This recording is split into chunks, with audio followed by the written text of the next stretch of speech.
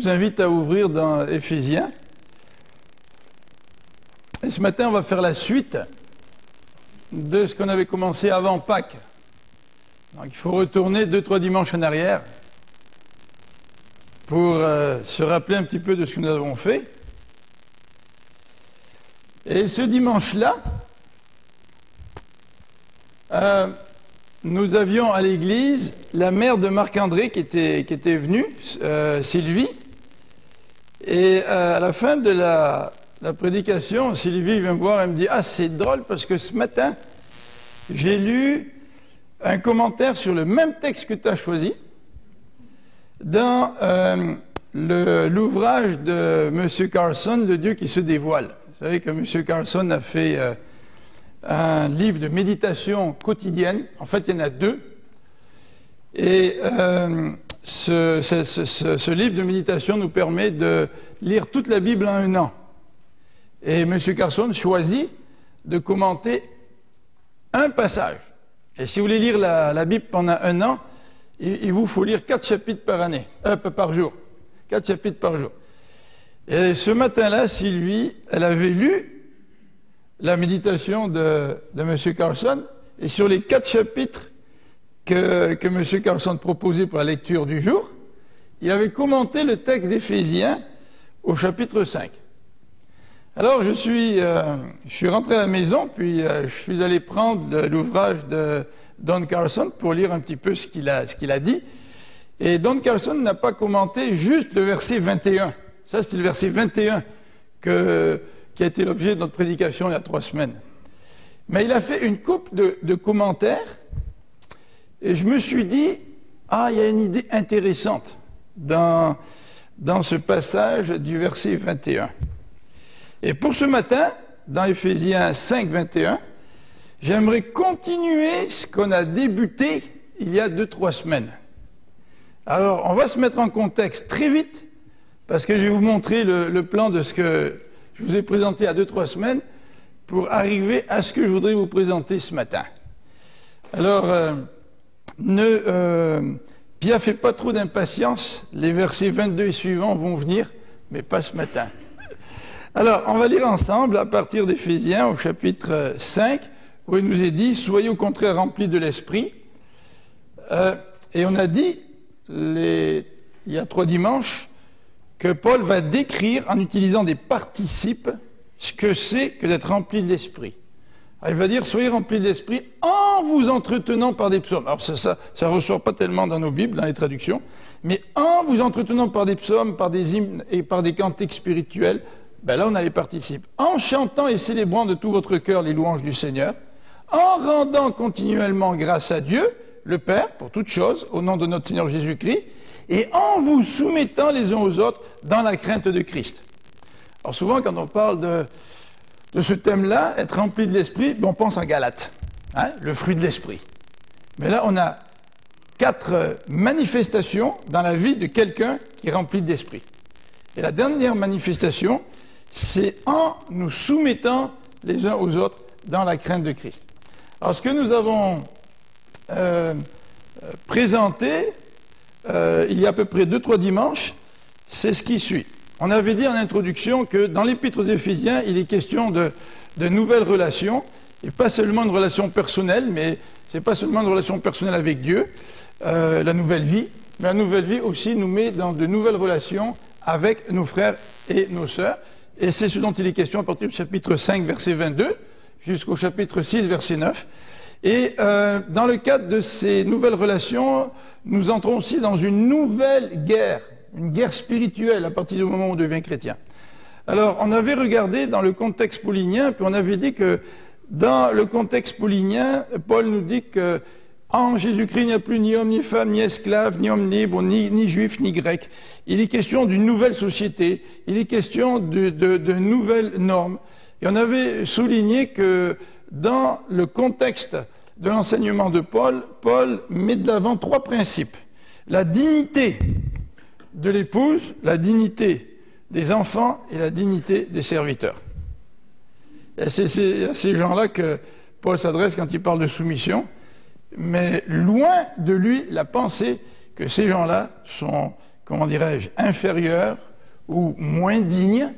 Au contraire, aux yeux de Dieu, nous avons tous la même valeur.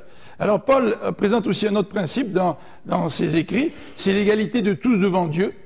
Il nous parle du mystère de l'Église, qui est la fusion des païens avec les Juifs, hein, et qu'il n'y a plus de différence au sein du corps de Christ, alors qu'il y avait des grosses différences avant la croix et la résurrection entre les Juifs et les païens. Et dans Éphésiens, Paul va aussi mettre l'accent sur l'unité des croyants, que nous soyons tous unis les uns aux autres. Et Paul va continuer en nous présentant, par contre, une distinction entre la dignité et la fonction. C'est-à-dire, pour prendre un parallèle, aux yeux de la loi, si la loi était parfaite, partons du principe que la loi est parfaite, nous sommes tous égaux. D'accord ? Nous avons tous la même valeur. Par contre, on n'a pas tous les mêmes fonctions. Et Paul fait une différence entre les fonctions et la dignité. Alors on a parlé de ça il y a à peu près 2-3 semaines.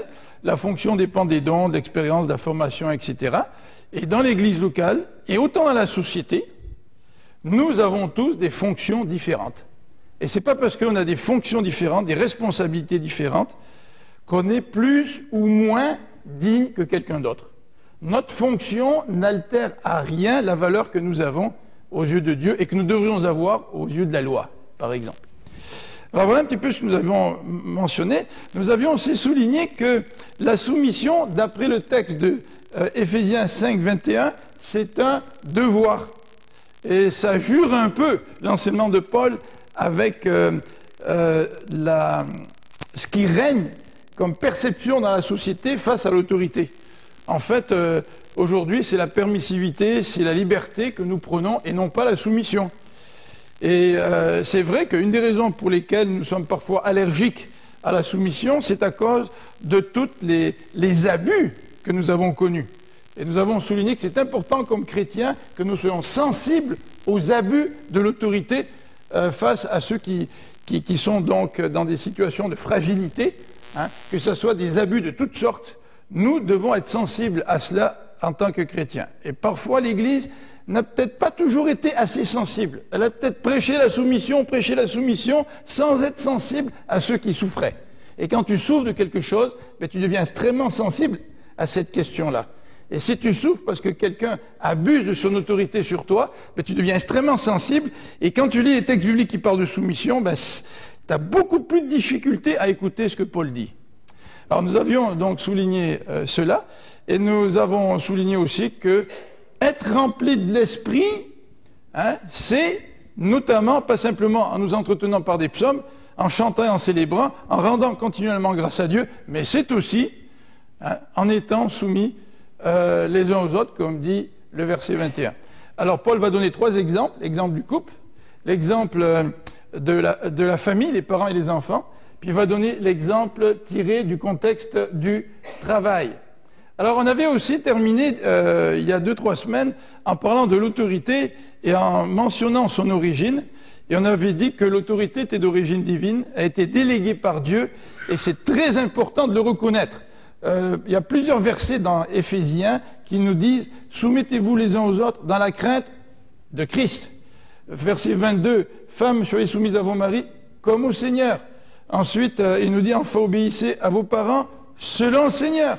Serviteurs, obéissez à vos maîtres comme à Christ. Le point de référence, c'est tout le temps Dieu. C'est lui qui est à l'origine de l'autorité et qui nous encourage à être soumis. Alors, comme j'ai mentionné tout à l'heure, on a parlé malheureusement des abus de l'autorité, et on avait dit que la soumission n'implique pas une déresponsabilisation personnelle. Je ne peux pas dire, c'est lui qui est au-dessus de moi qui a pris la décision, puis moi je ne suis pas responsable. Vous savez, même dans l'armée, là, quand on te demande, puis l'armée, si c'est un endroit où la question de l'autorité est extrêmement importante, il y a des conventions internationales qui font que tu peux refuser certains ordres. Okay? Donc la responsabilité des gens doit être maintenue en équilibre avec la question de la soumission. Alors, nous avions donné l'exemple de Acte 5, quand Pierre et Jean ont dit « Il vaut mieux obéir à Dieu plutôt qu'aux hommes, là. » Alors, je vous avais donné quelques exemples tirés d'un cours qui était populaire dans les années 70-80 dans nos églises. On avait dit aussi, dernier élément, que la soumission ne s'impose pas. C'est-à-dire que moi, je ne peux pas arriver et dire à quelqu'un, ben, je peux l'encourager peut-être, mais je ne peux pas imposer une autorité. C'est Dieu qui impose une autorité, ce n'est pas nous. Notre devoir à nous, c'est de reconnaître devant qui nous devons être soumis. Mais c'est Dieu qui impose l'autorité, ce n'est pas nous. Et on a remarqué aussi que dans les écrits de Paul, l'autorité s'exerce pour le bien d'autrui. L'autorité s'exerce pour le bien d'autrui. Ça bouleverse complètement tout le sujet qui est devant nous. Et moi, j'aimerais ça, je ne sais pas si c'est le cas pour vous, j'aimerais ça, que tous ceux qui sont en autorité dans notre bien-aimé Québec puissent exercer leur autorité pour notre bien, votre bien et mon bien. Et ça, c'est la raison pour laquelle Dieu a instauré des autorités. Ce n'est pas pour exercer une autorité abusive et en profiter, mais c'est pour le bien d'autrui. Et Paul va plus loin en disant que l'autorité s'exerce par le sacrifice. Alors, je ne dis pas que tous les politiciens vont en politique pour avoir une rente de député, tu sais, mais vous savez quelle est la situation politique au Québec et le désabusement là, de beaucoup de gens face aux autorités. Et certainement qu'il y a, et il y a eu beaucoup d'abus dans ce domaine, et la Bible veut corriger ces abus pour que nous puissions vivre en société, les uns avec les autres, dans des relations harmonieuses.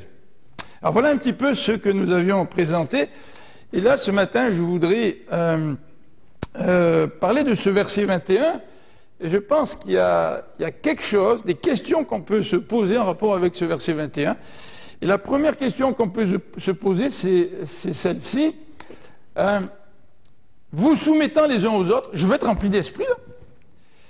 Et la Bible me dit que pour être rempli d'esprit, un des éléments, c'est de me soumettre les uns aux autres. Alors, de quelle soumission s'agit-il? Est-ce qu'il s'agit d'une soumission? Est-ce qu'il s'agit d'une soumission mutuelle? C'est-à-dire, moi je peux être leader, toi tu n'es pas leader, mais ce n'est pas important. Ce qui est important, c'est qu'il s'agisse d'une soumission mutuelle. Ou est-ce qu'il s'agit d'une soumission appropriée, ou une soumission à l'autorité qui soit appropriée? Alors on va regarder ça un petit peu plus en détail ce matin. Et ce n'est pas un message d'évangélisation que je vous donne dans ce sens-là. C'est plutôt une réflexion sur le sens de ce passage. Alors, la soumission mutuelle. Et certains chrétiens pensent que ce verset 21 parle de soumission mutuelle. Vous soumettant les uns les autres dans la crainte de Christ. Et cette interprétation est bien répandue dans nos milieux. Alors, quand on parle de ce texte, on met donc l'accent sur la soumission mutuelle. Et nous avons 3 exemples, disent les défenseurs de cette interprétation, 3 exemples dans les chapitres 5, 22 à 6, 9. Le couple, la famille et le domaine du travail. Et ceux qui interprètent le verset 21 en parlant de soumission mutuelle, ils disent ceci. Dans ces exemples, il n'y a pas de hiérarchie. Tout le monde doit être soumis les uns aux autres. Et la manière dont ceux qui défendent cette approche lisent les versets qui parlent de la soumission dans le couple, ils disent, la femme doit être soumise au mari, mais le mari doit être aussi soumis à la femme. C'est mutuel. Les enfants doivent être soumis aux parents, mais les parents doivent être soumis aux enfants. C'est mutuel. Les serviteurs doivent être soumis aux maîtres, et les maîtres doivent être soumis aux serviteurs. Voilà comment bien des chrétiens interprètent ce verset 21. En fait, toute la question de la soumission étant tellement sensible dans notre société, ce n'est pas étonnant que cette interprétation attire la faveur de beaucoup de gens. Alors, les arguments qui sont avancés sont les suivants. C'est que la soumission, elle est volontaire. Alors, il y en a quelques-uns parmi nous qui ont fait un petit peu de grec à la faculté ou à Saint-Bec et qui sont cassés les dents sur le grec. Si vous remarquez, là, ceux qui n'ont pas de dents, c'est parce qu'ils ont trop travaillé. Alors on va leur donner un petit morceau de steak supplémentaire. Mais le verbe qui est employé, c'est un verbe qui mettrait l'accent, d'après ceux qui défendent cette interprétation-là, sur la soumission volontaire. C'est volontaire, cette soumission-là. Vous soumettant les uns aux autres. Et cette soumission, elle est mutuelle et elle doit se caractériser par l'amour sacrificiel. Dans Philippiens, au chapitre 2, verset 3, nous avons un exemple de cet amour sacrificiel. Le texte se lit comme suit. « Ne faites rien par esprit de parti ou par vaine gloire, mais que l'humilité vous fasse regarder les autres comme étant au-dessus de vous-même. » Donc la Bible dit « Femme, soyez soumise à ton mari ». Pas de problème. Le mari doit considérer sa femme comme étant au-dessus de lui. Donc il s'agit donc d'une soumission mutuelle. Et d'ailleurs, le texte d'Éphésiens au chapitre 5, quand il parle du leadership du mari, il nous dit donc que le mari doit se donner comme Christ a donné l'Église. Donc voilà l'argumentation première qui est avancée pour dire que dans le verset 21, l'apôtre Paul parle de soumission vraiment mutuelle. Il n'y a pas de hiérarchie. Il n'y a personne qui est au-dessus de personne. On est tous égaux, puis on est tous en train de considérer les autres comme étant au-dessus de nous-mêmes. Le deuxième argument qui est présenté, puis il est présenté par un théologien que certains d'entre vous connaissent peut-être bien, c'est Gilbert Bilézékian qui reconnaît, M. Bilézékian reconnaît que le verbe soumettre est un verbe fort. Le sens du verbe est très fort. Et le verbe soumettre est employé dans un contexte militaire dans le monde gréco-romain de l'époque. Donc, Bilézékian reconnaît que le verbe fait référence vraiment à une subordination à une autorité, mais dans son argumentation, Bilézékian nous dit il y a une petite expression qui change tout. C'est les uns les autres. On dit, puisqu'il y a cette expression les uns les autres, eh bien, nous devons être soumis les uns aux autres, notamment en nous aimant les uns les autres et en mettant les autres au-dessus de nous-mêmes, en étant remplis d'humilité. Et il insiste, M. Bilézékian, en disant que ce soit dans l'Église ou dans la famille, il n'y a pas de distinction, il n'y a pas de hiérarchie. Et il va s'appuyer sur les textes, par exemple, de Galates, qui dit dans l'Église, il n'y a plus ni juif, ni grec, ni homme, ni femme, ni homme libre, ni esclave. Hein. On est tous égaux devant Dieu. Alors ça, c'est la première interprétation du passage, qui consiste à défendre cette idée-là. Il s'agit d'une soumission mutuelle. Est-ce que le verset 21 d'Éphésiens 5 nous présente une soumission mutuelle? Ou est-ce que le verset 21 nous présente une soumission à l'autorité appropriée? C'est pas pareil, ça. Est-ce que Paul, dans le verset 21, est en train de dire soumettez-vous mutuellement les uns aux autres? Ou il est en train de dire vous tous, là, soyez soumis aux gens qui sont en autorité sur vous?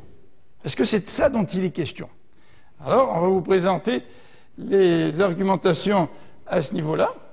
Le premier élément qui est présenté, c'est que dans bien des passages bibliques, l'apôtre Paul, les auteurs bibliques sont extrêmement clairs.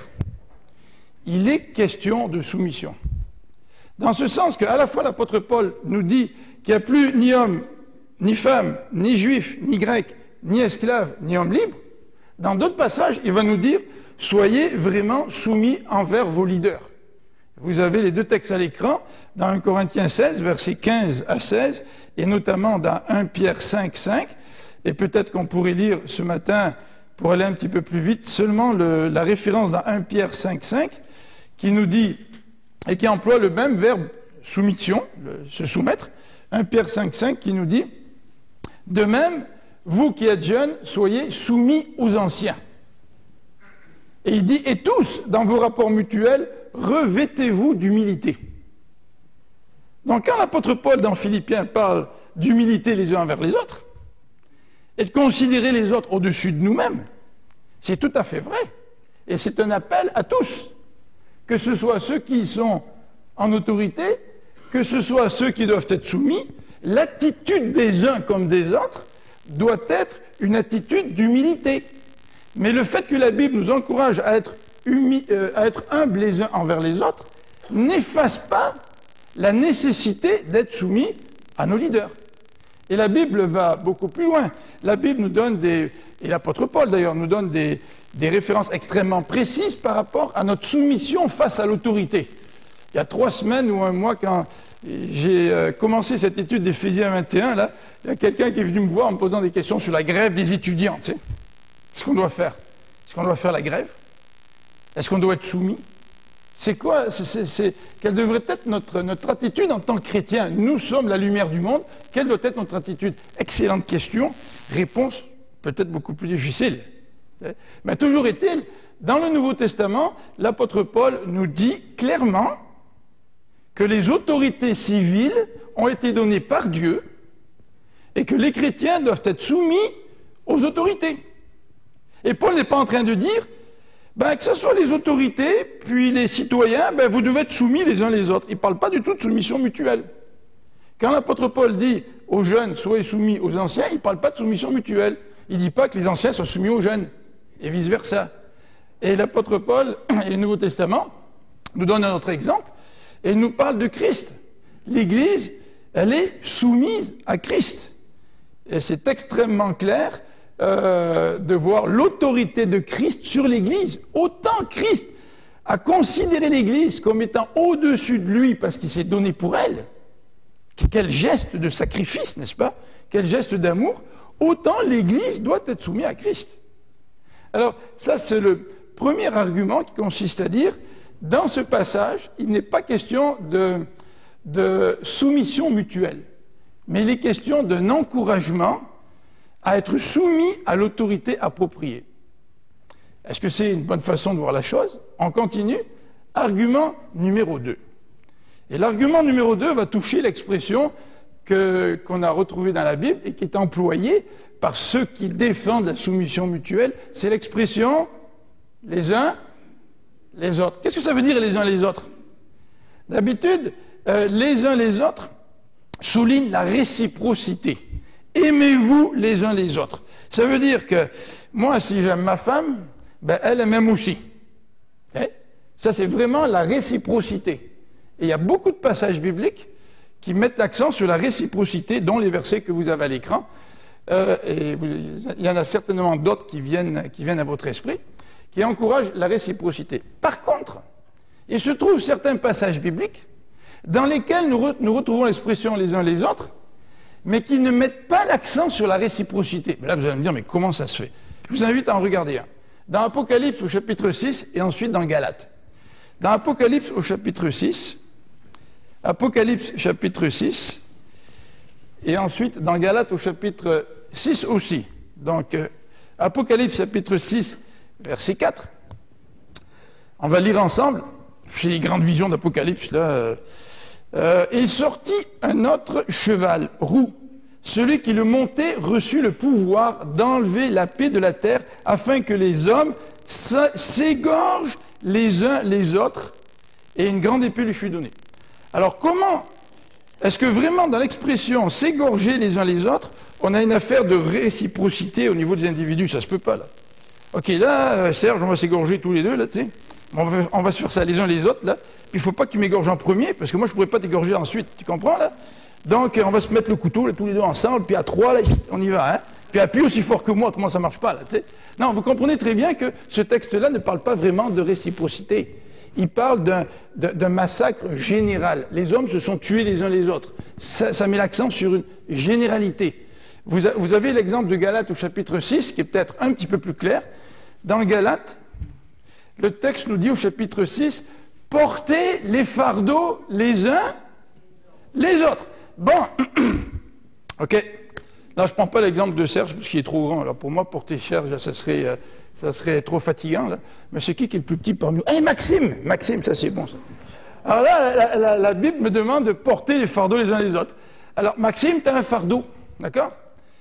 Ouais, mais moi, est-ce que vraiment la Bible me dit, Maxime, je suis prêt à porter ton fardeau, mais à condition que tu portes le mien? Est-ce que vraiment, dans l'expression les uns les autres, l'accent est mis sur la réciprocité? Ou est-ce que l'accent est mis sur quelque chose de général? Le jour où Maxime a besoin qu'on porte le fardeau avec lui, on le porte. Même si... Attends, Claude. Non, Claude. Non, excuse, Claude. Laisse-moi finir. Parce que là, on a le repas du Seigneur, et puis si tu m'interromps, là, je ne pourrais pas finir. Si tu as des questions, on pourra en parler plus tard. Mais tu vois, Maxime, moi, je suis appelé à porter le fardeau de Maxime. Et peut-être que moi, je n'ai pas de fardeau pour l'instant, mais j'en aurai un autre plus tard. Donc, la réciprocité, elle n'est pas nécessairement présente à chaque fois qu'on a l'expression les uns les autres. Alors ça, c'est ce qui est avancé par ceux qui défendent ce sens au verset 21 d'Éphésiens 5. Il n'est pas question de réciprocité, mais il est question d'être soumis à l'autorité appropriée.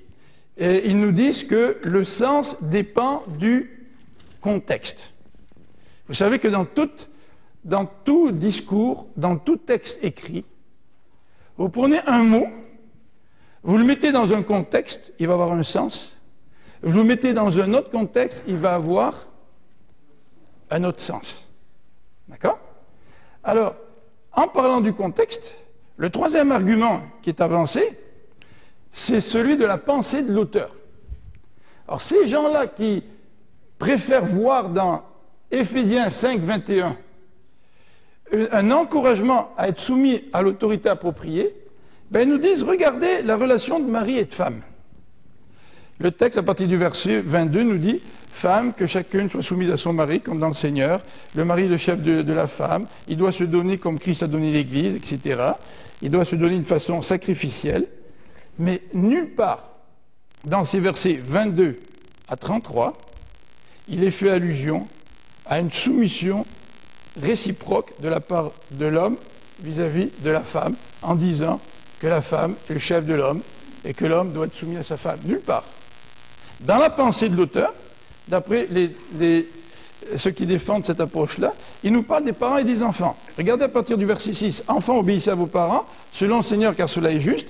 Honore ton père et ta mère, c'est le premier commandement avec une promesse, afin que tu sois heureux et que tu vives longtemps sur la terre. Et vous, pères, soyez soumis à vos enfants. » C'est ça qu'il dit le texte. Le texte ne met même pas l'accent dans le contexte sur la réciprocité. Mais par contre, il dit aux pères, n'irritez pas vos enfants. Parce que le problème des pères, c'est que dans leur leadership, ils peuvent irriter les enfants. Donc Paul va mettre l'accent sur un danger en disant élevez-les bien, et puis corrigez-les, instruisez-les. Mais nulle part le texte est réciproque. Dans l'exemple de mari et femme, Paul sait que le problème du mari, c'est qu'il aime la femme sans se donner à elle, sans se donner de façon sacrificielle. Alors il veut corriger un comportement chez l'homme, mais il ne parle pas de réciprocité au niveau de la soumission. Et si vous regardez l'exemple du serviteur, des serviteurs et des maîtres, eh bien, le texte nous dit, voilà les serviteurs, vous devez travailler pour des maîtres comme pour plaire au Seigneur, servez-les avec empressement, comme servant le Seigneur, parce qu'il y a des maîtres qui ne sont pas toujours bons, il y a des maîtres qui abusent. Alors Paul dit aux serviteurs, servez comme si vous serviez le Seigneur. Et par contre, il va donner des indications aux maîtres, en disant agissez de même à leurs égards, c'est-à-dire en étant bons, abstenez-vous de menaces, sachant que leur maître et le vôtre est dans les cieux et que devant lui il n'y a point de favoritisme. Mais dans ce contexte-là, dans ce troisième exemple, il n'est pas question de réciprocité au niveau de la soumission. Donc, l'auteur, l'apôtre Paul, d'après ceux qui défendent cette approche-là, nous disent l'auteur n'est pas en train de mettre l'accent sur une soumission mutuelle, elle est absente des trois exemples pratiques. Mais Paul est en train de mettre l'accent sur, de façon générale, soyez soumis de façon générale les uns aux autres, en particulier en rapport avec les autorités appropriées. Tu sais, selon le rôle que tu as, tu es soumis à quelqu'un, soyez soumis les uns les autres face aux autorités appropriées. Alors, ce qui est intéressant en conclusion, c'est de vous donner une petite pensée là sur la dernière partie du verset 21, vous soumettant les uns aux autres dans la crainte de Christ. Alors, ce n'est pas populaire quand on parle de la soumission. Je vous dis d'avance, ce n'est pas populaire. C'est un sujet qui est très sensible, là, et ce n'est pas populaire du tout. Mais c'est intéressant ce que dit Paul. Dans la crainte de Christ. Qu'est-ce que ça veut dire la crainte? Ça a donné les phobies en français, hein, la crainte. Ce n'est pas la peur ou la terreur, mais c'est plutôt la crainte que l'on expérimente en présence, ou qu'on va expérimenter en présence du Seigneur et du juge.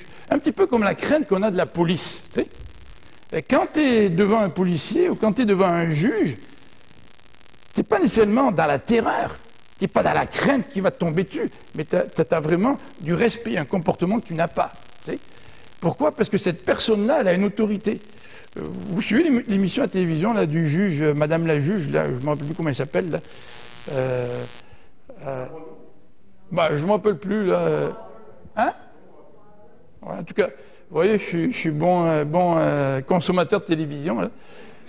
Mais quand il y a des gens qui sont devant la juge et qui ne la respectent pas, je vous dis qu'elle ne se laisse pas faire. Là, tu sais.